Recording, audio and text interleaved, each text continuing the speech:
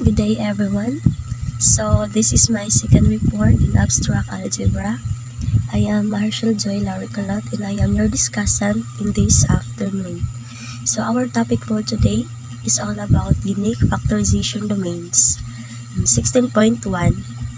So in this section, we study those integral domains in which an analog of the fundamental theorem of arithmetic holds. So definition 16.1.1.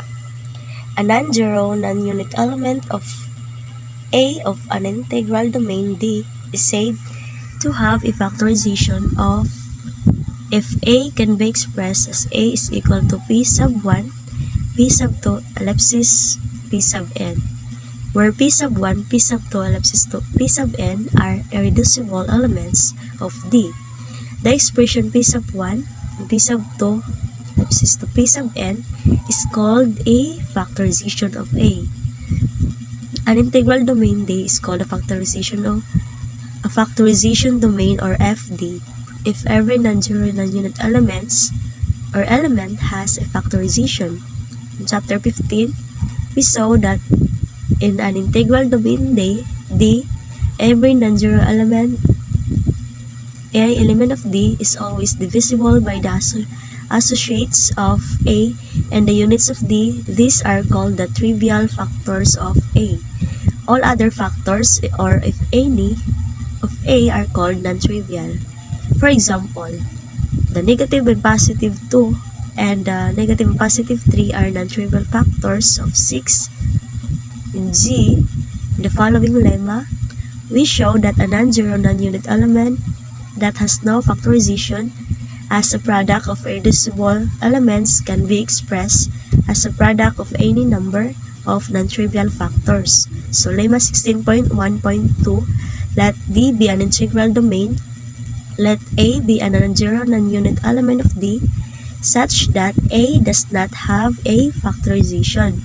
Then, for every positive integer n, there exists non-trivial factors of A sub 1 and A sub 2 ellipsis A sub n element of D of A such A is equal to A sub 1, A sub 2 ellipsis A sub n.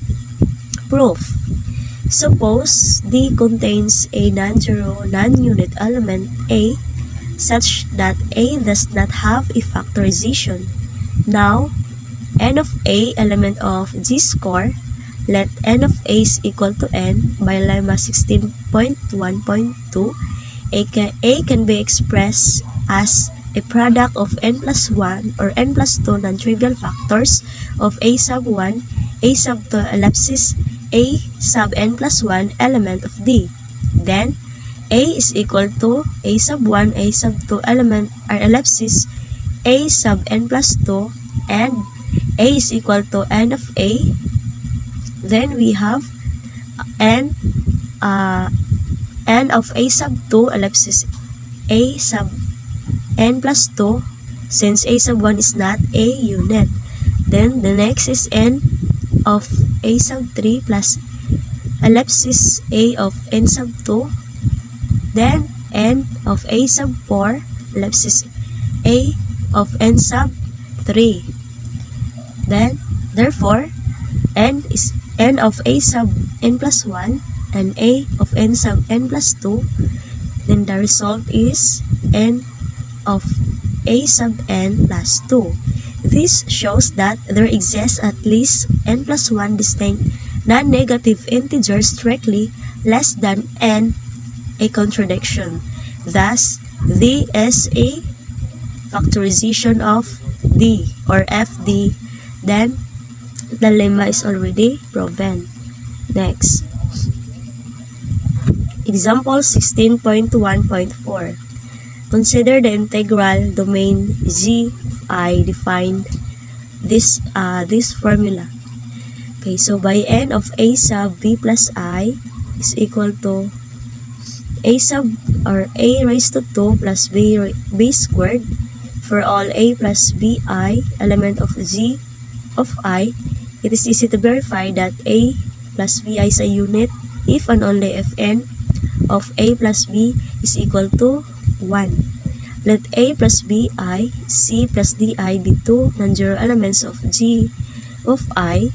Then the n of A plus BI multiplied by C plus DI, then it is equal to n of AC minus BD plus AD plus BC of I is equal to AC minus BD squared plus AD plus BC squared is equal to the quantity of A squared plus B squared multiplied by the quantity of C squared plus D squared is greater or equal to C squared. The quantity of C squared plus D squared is equal to n of C plus DI, where the equality holds if and only if n of the quantity of A plus BI is a unit. Hence, Z of I is a FD. Definition 16.1.5. An integral domain D is said to satisfy the ascending chain condition for principal ideals, or ACCP. If for each sequence of principal ideals, A sub 1, A sub 2, A sub 3, such that this following. Okay, so next, lemma 16.1.6. Every principal ideal domain D satisfies the ACCP. Proof. Let A sub 1 is or equal to A sub 2 be a chain of principal ideals in D. It can be easily verified that I is equal to U sub I element of N, A sub I is an ideal of D.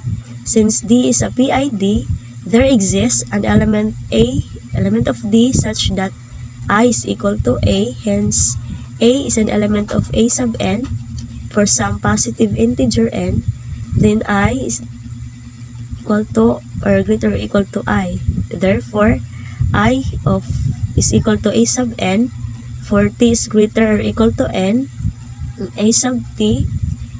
Thus, A sub N is equal to A sub T for all T is greater or equal to N. Then, the lemma 16.1.6 is already proven. Next, workout exercises. So, exercise number 1. Show that the integral domain Z is equal to the division or the square root of 10 is equal to A plus B square root of 10 divides A, and B square element of G is an FD. Solution. Define N to Z square root of 10 divides 0. Then G is 0 approaches to Z score by for all A plus B square root of 10 element of Z square root of 10, then A and the quantity of A plus B square root of 10 is equal to A squared minus 10B squared. Now, and the quantity of A plus B square root of 10 is equal to 1 if and only if A squared minus 10B squared is equal to 1 also. If and only if A plus B square root of 10 and A minus B square root of 10 is equal to positive and negative 1. If and only if A plus B square root of 10 is a unit. Let A plus B square root of 10 and C plus D square root of 10 be two non-zero elements of Z square root of 10. Then, A plus B square root of 10 multiplied by the quantity of C plus D square root of 10, that is equal to A squared minus 10B squared.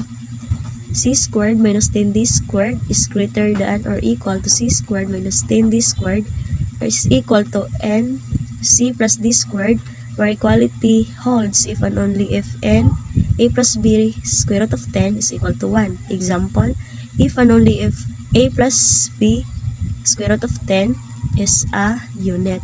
Hence, Z square root of 5 is a FD by theorem 16.1.3. Exercises 4. In a UFD, show that the GCT of any non-zero elements exists. Solution. Let R be a UFD and A and B are non-zero elements of R. If one of A or B is a unit, then the greatest common denominator of A and B is equal to 1. Suppose A and B are non-units, then A can be expressed uniquely as this equation. where p sub 1, p sub 2 ellipsis p sub k are irreducible elements such that p of I or p sub I is not an associate of p sub j when I is not equal to j, and t sub 1, t sub 2 ellipsis t sub k are positive integers. Similarly, b can be expressed uniquely up to associates as this equation. So that would be all for this afternoon. Thank you for listening, and I hope that you have learned in this discussion. So thank you.